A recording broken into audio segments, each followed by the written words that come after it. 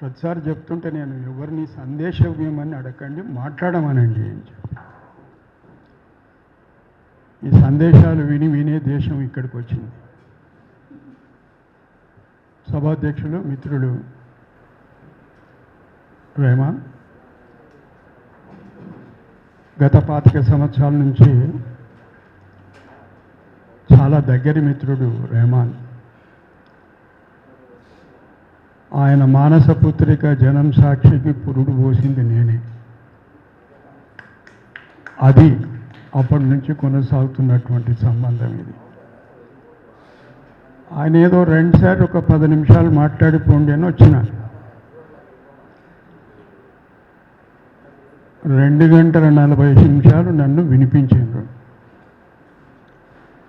నేను మిమ్మల్ని అందరినీ కూర్చుండబెట్టి వినిపించాలంటే 2 గంటల 40 నిమిషాలు వినిపించగలను. కానీ అలాంటి సాహసం చేయకుండా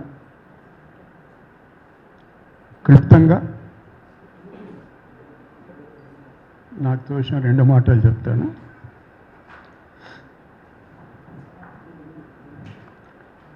చరిత్ర చాలా క్రూరమైంది, భయంకరమైంది. పాఠాలు నేర్చుకోకపోతే పునరావృతం అవుతుంది. ఇంతకుముందు చెల్లెలు సంధ్య మాట్లాడుతూ ట్రోల్ సమస్య తీసుకొని వచ్చి, స్వాతి చతుర్వేది పుస్తకం మీరందరూ చదివే ఉంటారు. తర్వాత ఇంకొక ట్రోల్ తెలుగులో వచ్చింది పుస్తకం. మహిళా జర్నలిస్టే కాక అభ్యుదయ రచయిత్రులు వాళ్ళ గురించి, కాత్యాయని విద్మహే దగ్గర నుంచి మొదలు పెట్టుకొని, కేఎస్ మల్లీశ్వరి దగ్గర నుంచి మొదలు పెట్టుకొని, స్వాతి వడ్లమూడి హిందూ డెప్యూటీ ఎడిటర్. ఆ పుస్తకం ఆవిష్కరించేటందుకు విజయవాడకు పోయినాను. అక్కడ ఇంతకంటే పెద్దగా, ఇంతకంటే తీవ్రంగా చర్చలు జరిగినాయి. కొంతమంది ఒక ఐడియాలజికల్ పర్స్పెక్టివ్ ఏంటంటే అసలు భూతపదం ఏమిటి అని. రామచంద్రమూర్తి గారు కన్వీనరు, అరుణ్ కుమార్ అనుకుంటా సభకు అధ్యక్షుడు, నన్ను చివరిలో మాట్లాడమంటే నేను ఒకటే మాట చెప్పాను. భూతపదం అంటే ఏమిటంటే 2.5 గంటల సేపు చర్చ జరిగింది. ఆ చర్చలో మనం ఏం సంభాషించినామో అది భూతపదం లేనటువంటి చర్చ.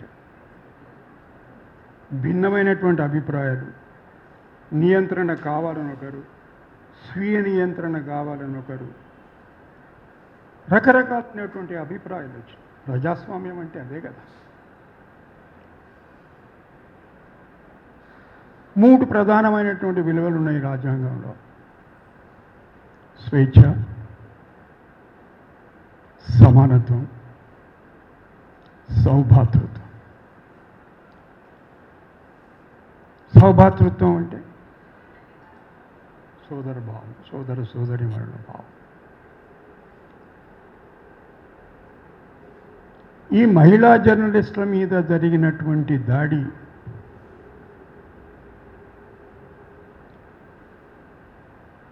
వాళ్ళ శారీరక ఆకృతిని సమాజానికి పరిచయం చేస్తూ పెట్టినటువంటి ట్రోల్స్. అప్పుడు నా మిత్రులు జర్నలిస్టులు మాట్లాడితే బాగుండేది. కానీ నేను ఎక్కడ ఆ చర్చ జరిగినట్టు నాకు అనిపించలేదు.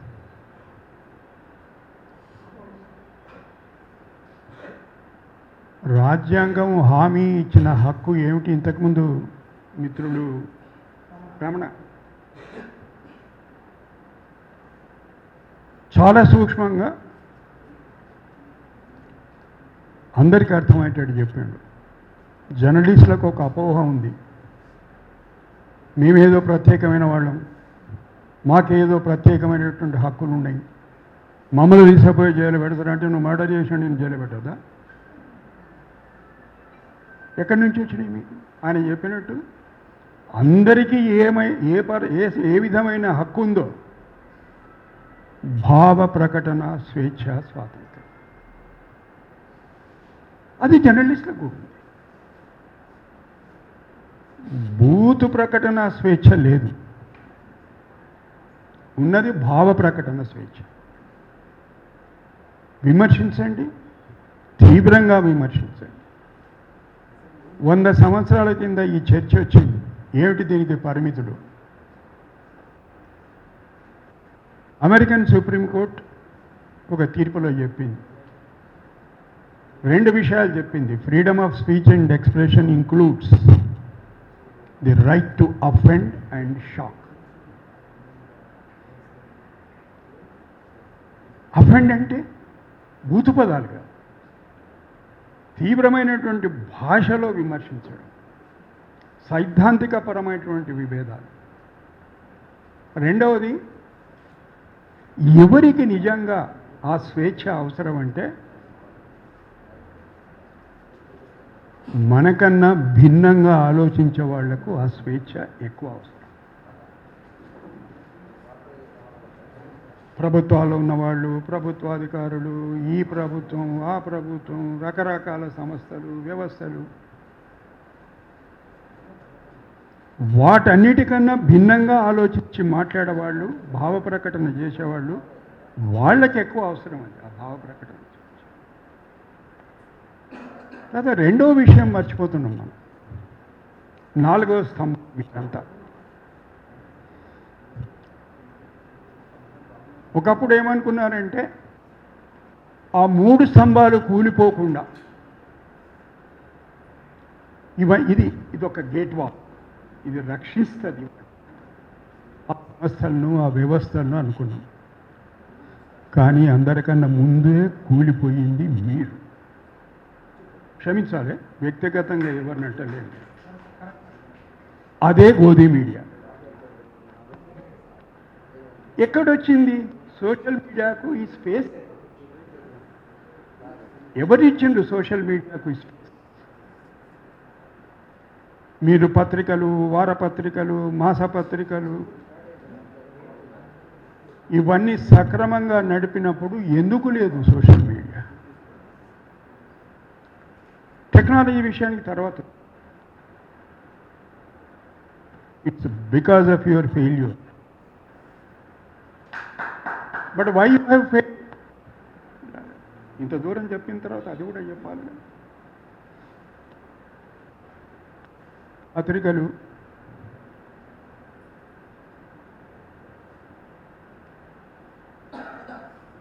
మాధ్యమాలన్నీ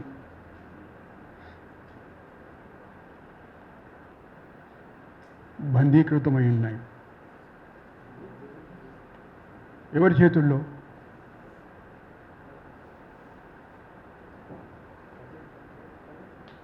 పెట్టుబడిదారుల చేతుల్లో అయితే పర్వాలేదు, ఆర్థిక పెట్టుబడిదారుల చేతుల్లో చిక్కుకొని ఉన్నాయి.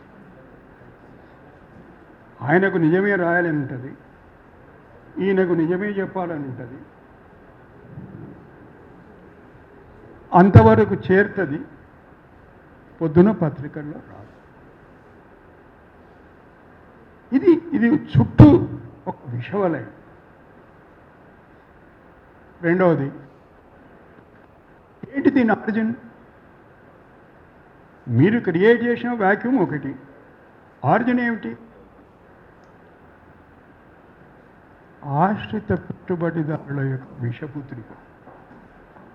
ఇలాన్ మస్క్ ఎవరు? ఏం జరుగుతుంది అమెరికాలో?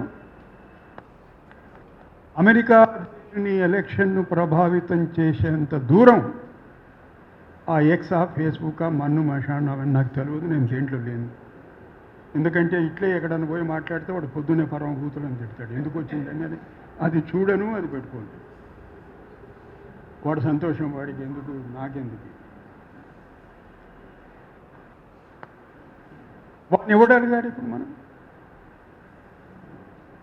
వాడి వాళ్ళ రాష్ట్రపతిని శాసిస్తున్నాడు, విచిత్రమైనటువంటి అమెరికా సామ్రాజ్యాన్ని శాసిస్తున్నాడు. ఇప్పుడు చూసిండ్రా మీ పత్రికలు? మాస్క్ ఎలాన్ మాస్క్ కొడుకును ఆ బుడ్డోడు వాడిని సంకలు ఎత్తుకొని హెలికాప్టర్ ఎక్కిస్తున్నాడు. ఎవడు? అమెరికా అధ్యక్షుడు. ఎందుకంటే వాడిని అటు ఎక్కిపోతున్న వీడు ఏం పెడతాడు నా మీద?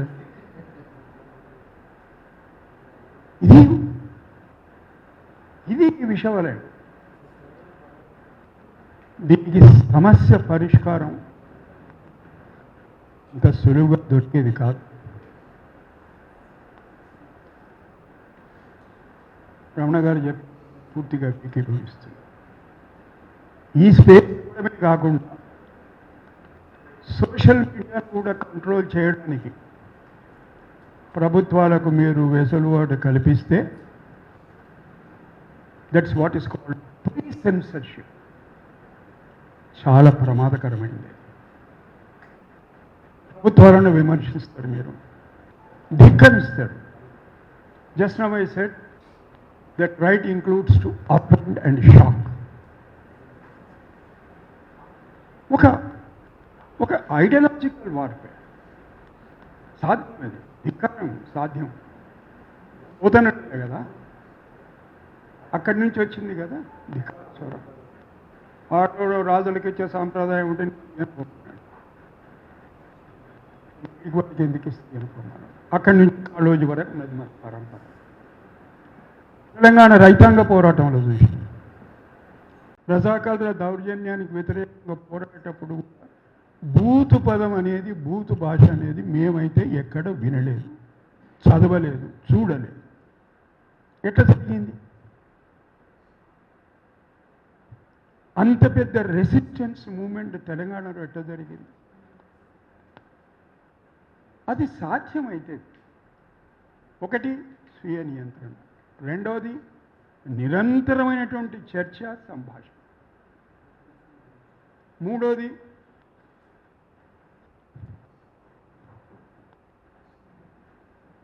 రాజకీయ పార్టీల పాత్ర ప్రజాస్వామ్యంలో. ఇప్పటి వరకు political parties remain unregulated, unstructured, unregulated. ఎవడైనా ఎప్పుడైనా పొలిటికల్ పార్టీ పెట్టవచ్చు. అదొక గొడుగు, దానికి ఒక ముద్ర, అదొక పొలిటికల్ పార్టీ. ఎందుకంటే ఇప్పుడు లెక్క చెప్పాల్సిన అవసరం లేదు, మెంబర్షిప్ లెక్క చెప్పాల్సిన అవసరం లేదు, ఇంటర్నల్ ఆడిట్ అవసరం లేదు, గవర్నమెంట్ ఆడిట్ అక్కర్లేదు, ఎక్కడి నుంచో చెప్పాల్సిన అవసరం లేదు, ఎక్కడ పోతున్నాయో చెప్పాల్సిన అవసరం. దీన్ని అరికట్టాలి. ఈ విష సంస్కృతిని అరికట్టాలంటే we must demand to regulate the activities of political parties. ఒకే ఒక 10th షెడ్యూల్లో చెప్పిండ్రు రాజకీయ పార్టీ అంటే ఏమిటి. అది స్ప్లిట్ అయినప్పుడు ఈ పెద్ద మనిషి ఆ పెద్ద మనిషి పార్టీలకు పోతే, ఆ పెద్ద మనిషి ఈ పెద్ద మనిషి పార్టీలకు పోతే ఏం జరుగుతుంది అనే దాని మీద చర్చ. వాటి పాత్ర ఎక్కడ నిర్దిష్టంగా లేదు. అసలు రాజకీయ పార్టీ అంటే ఏమిటి, డెఫినేషన్ ఏమిటి, దాని స్ట్రక్చర్ ఏమిటి, వాటిని ఎప్పటివరకు అయితే మనం నియంత్రించము, as long as they remain unregulated, this cancer will keep on spreading. ఇది వాళ్ళ ప్రమేయం లేకుండా జరిగేది కాదు. ఇది నిరభ్యంతరంగా ముసుగు వీరుడు ఎవరన్నా ఆ ముసుగును తొలగించాల్సిందే. వాళ్ళ అసలు రూపాన్ని ప్రపంచానికి చూపాల్సింది. దాంట్లో రెండవ అభిప్రాయం లేదు. ప్రభుత్వ పాలసీతోటి విభేదం, ప్రభుత్వంలో ఉండేటువంటి అవినీతి పట్ల పోరాటం, తీవ్రమైన పోరాటం ఎవరికి అభ్యంతరం? ఎవరు దాన్ని అభ్యంతర పెట్టేటోడు? కానీ ఏమీ సంబంధం లేకుండా కుటుంబ జీవితం గడుపుతున్న వాళ్ళ మీద అసభ్యకరంగా మాట్లాడడం, బూతు భాషా ప్రయోగం చేయడం, ఇది ఏ సంస్కృతి?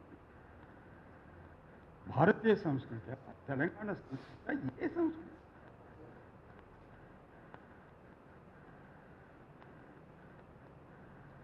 ఈ విషయాన్ని మనం రాజకీయ పార్టీల దృక్పథం ఏమిటి అనే దాని మీద విస్తృతమైన చర్చ జరగకపోతే అంత తొందరగా ఈ సమస్యకు పరిష్కారం లభించదు. Your funds must be counted and must in public domain. ఎక్కడి నుంచి వస్తుంది, ఎవడికి ఇస్తున్నాం, వస్తే ఎందుకు వస్తుంది, పోతే ఎందుకు పోతుంది, అప్పుడు ఈ ముసుగులన్నీ తొలగిపోతాయి. ఎవడు ఎవడికి ఇస్తున్నాడు, ఎవడు ఎవడితో ఆడిస్తున్నాడు, అది మొత్తం బయట. It requires a major reform. కానీ ప్రీ సెన్సర్షిప్ అనేది మాత్రం దయచేసి ప్రభుత్వాల చేతిలో పెట్టకండి. చాలా ప్రమాదం అది. ఇప్పటికి 3/4 of India is facing that problem. I will not take the names of any political party. I never take the names of political party.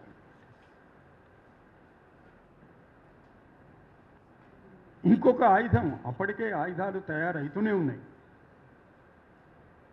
Information technology rules amend చేసి బాంబే హైకోర్టు పుణ్యవాణి వాడు Gautam Patel, justice Gautam Patel struck them down as unconstitutional. There is nothing like pre-censorship, what you were saying.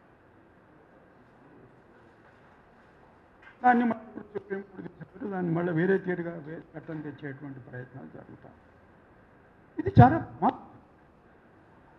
మనం ఆందోళన పడి ఏదో ఒక విషయానికి తీవ్రంగా స్పందించి ప్రీ సెన్సర్షిప్ అడగడం అనేది చాలా ప్రమాదం.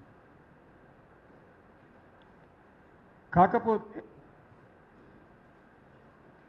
ఈ బూతు భాషా ప్రయోగం చేసేవాళ్ళు ఎవరైనా, జర్నలిస్టులైనా, జర్నలిస్టులకు అని చెప్పుకునేవాళ్ళైనా వాళ్ళ పట్ల కఠినంగా వ్యవహరించాల్సినటువంటి సమయం మాత్రం వచ్చింది. ఇప్పుడు ఇద్దరు చెల్లెళ్ళ మాటలు విన్నాను నేను. ఆక్రోషం, ఒక ఆవేదన. లోయ అంటాడు, అన్యాయాన్ని చూసి ఎరుపెక్కని కళ్ళు ఆర్ద్రతతో చెమగిల్లవు. ఈమె కళ్ళేమో ఎర్రబడ్డాయి, ఆమెనేమో ఆర్ద్రతతోటి చెమగిలి.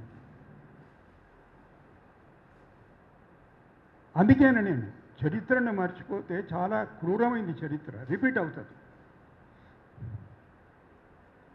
స్వాతి చతుర్వేది మీద జరిగిన ట్రాల్ ఎప్పటిది? ఎవరో ట్రాల్ చేసిన వాళ్ళు, సందర్భం ఏమిటి, ఏమిటి అనుభవించినటువంటి చిత్రహింసలు, బర్ఖాదత్ మీద జరిగినటువంటి దాడి ఏమిటి? కొన్ని రోజులు పారిపోవాల్సి వచ్చింది ఆ అమ్మాయికి దేశం విషయం.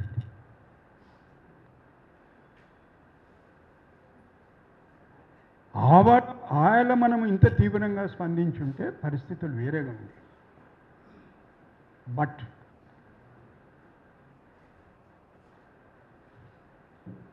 Be late than never.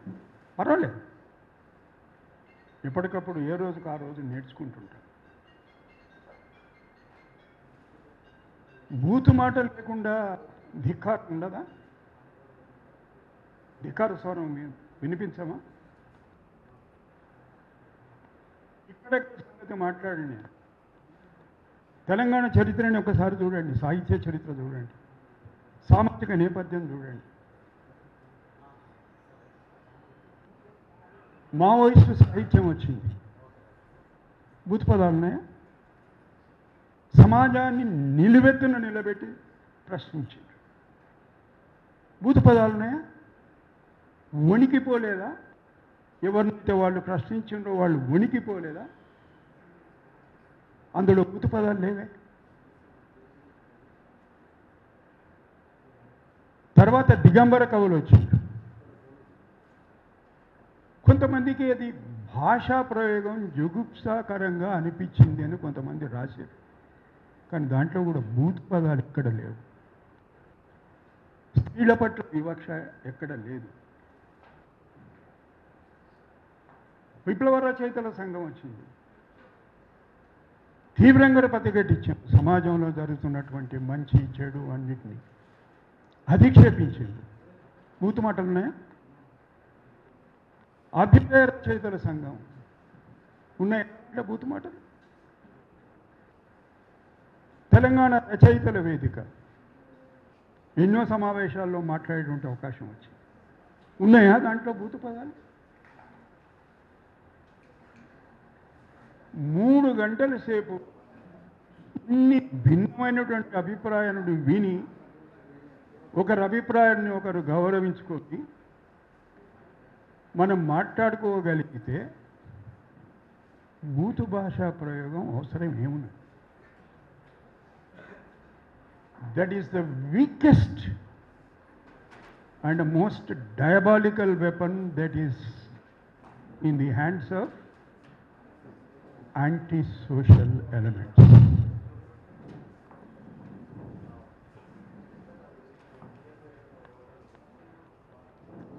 వాళ్ళకి అర్థం కాని విషయం ఒకటి ఉంది. ఎవరు మొదలుపెట్టినో వాళ్ళకే చుట్టుకుంటుంది. చుట్టుకున్నది 12-13 ఏళ్ల కింద ఇప్పుడు మాట్లాడేటప్పుడు ఇంతకుముందు మిత్రులు చెప్తున్నారు, కాళేశ్వరం గురించి మాట్లాడేటప్పుడు ఈ చర్చ వచ్చింది. చర్చించుకోవద్దు, మాట్లాడుకోవచ్చు, కానీ వాడేవాడు వీడేవాడు, వీడికేం తెలుసు వాడికేం తెలుసు, ఫలా ఇంకా నేను అంతకన్నా ఎక్కువ మాట్లాడు అంటే తెల్లారి జవాబు వస్తుంది. తెలంగాణ భాష ఇట్లే ఉంటుంది. నాకు మళ్ళీ ఏదో సమావేశాల్లో మాట్లాడే అవకాశం వస్తే నేను నేను ఈయనే పుట్టినా, ఈయనే పెరిగినా, ఈయనే చదువుకున్నా, ఈయనే ఉద్యోగం చేసిన, ఏదో చివరి 6-7 సంవత్సరాలు తప్ప. మరి మేము ఎప్పుడు మాట్లాడలేదే? మా మిత్రులు ఎవరు మాట్లాడలేదే?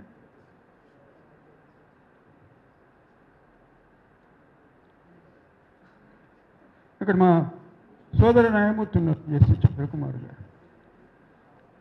కొన్ని విషయాలు నేను ఆయనతో ఏకీభవించాను, చెప్తాను మాట్లాడినప్పుడు.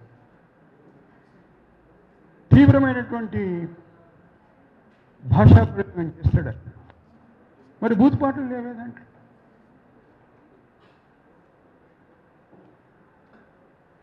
ఆర్ దే లైసెన్స్డ్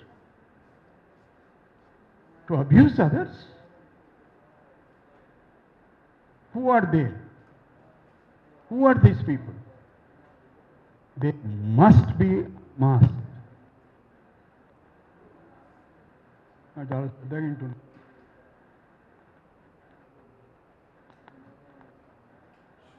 అంతవరకు నా అభిప్రాయం స్వీయ నియంత్రణ. కానీ ప్రాబ్లం ఏమొచ్చిందంటే వాడు దొరకడు. వాడు అమెరికా నుంచి ఆపరేట్ చేస్తాడు, లేకుంటే ఇంకెక్కడనో ఉజ్బెకిస్తాన్ అంటాడు, లేకపోతే నైజీరియా అంటాడు, ఇంకెక్కడనో అంటాడు. కానీ ఆ వచ్చే ఆర్టిఫిషియల్ ఎంత దుర్మార్గమైనా అది వాడిని పట్టి ఆపని మాత్రం జరుగుతుంది.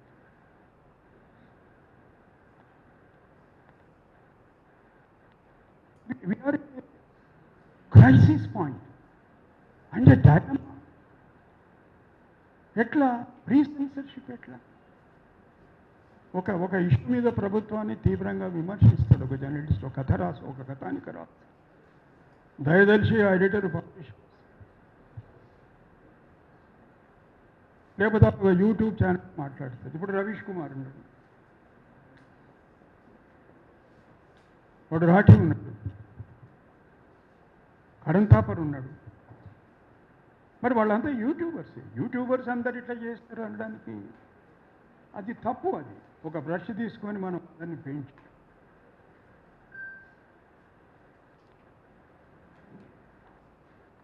తప్పకుండా నియంత్రించాల్సినటువంటి అవసరం ఉంది.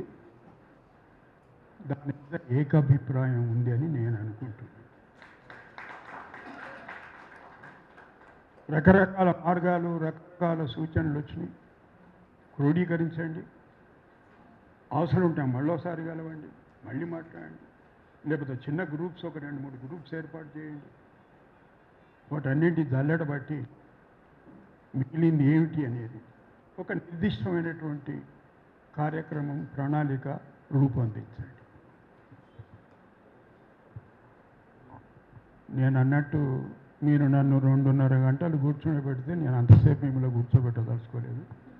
ఈ అవకాశం ఇచ్చినటువంటి మిత్రులు రెహమాన్కు ధన్యవాదాలు, అభినందనలు. సరి అయిన సమయంలో సరి అయిన స్పందన, అంతకంటే పెద్దలు అంటే నేను ఎడిట్స్ గురించి మాట్లాడుతున్నా చందు గారితో. నిన్న మొన్న జరిగిన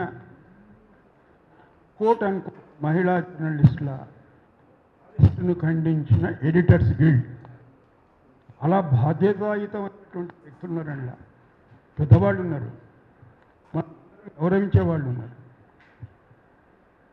వాళ్ళు జర్నలిస్ట్లా కాదా అని కనుక్కున్నారా మీరు?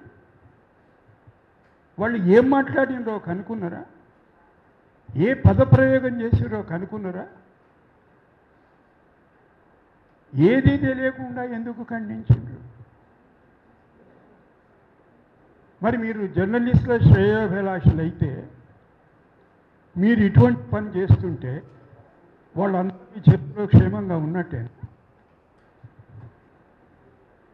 ఇటువంటి సంస్థలు తీవ్రంగా మళ్ళీ మళ్ళీ మళ్ళీ ఆలోచించుకోవాల్సినటువంటి సమయం.